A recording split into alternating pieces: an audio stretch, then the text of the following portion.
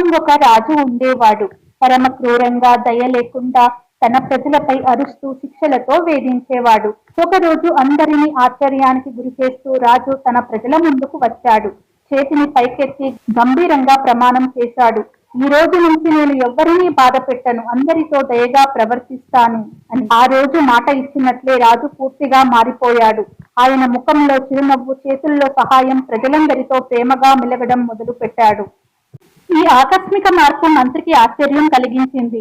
రాజు దగ్గరికి వచ్చి మర్యాదగా అడిగాడు, మహారాజా, మీలో ఇంత మార్పు ఎందుకు వచ్చింది? కారణం చెప్పగలరా అని.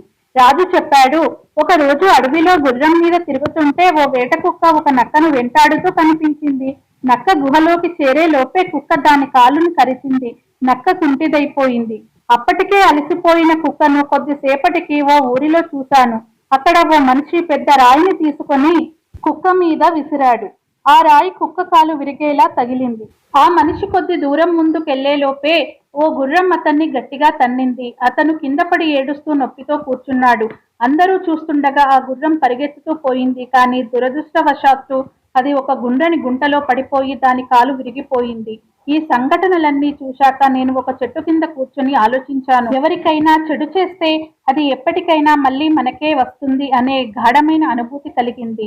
ఇదంతా విన్న మంత్రి, ఈ రాజుకి చాదస్తం ఎక్కువైనట్టుంది.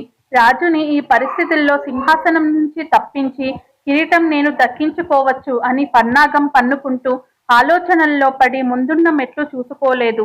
మెట్ల మీద జారిపడి మంత్రి మెడ విరిగి లేవలేని స్థితికి చేరుకున్నాడు. రాజు పదవి కాదు కదా, మనిషిగా కూడా ఒకరి మీద ఆధారపడేలా అయ్యాడు. ఒకరికి చెడు చేస్తే ఏదో ఒకసారి మనకి అదే చెడు జరుగుతుంది అన్న మంచి విషయం ఈ కథ సారాంశం.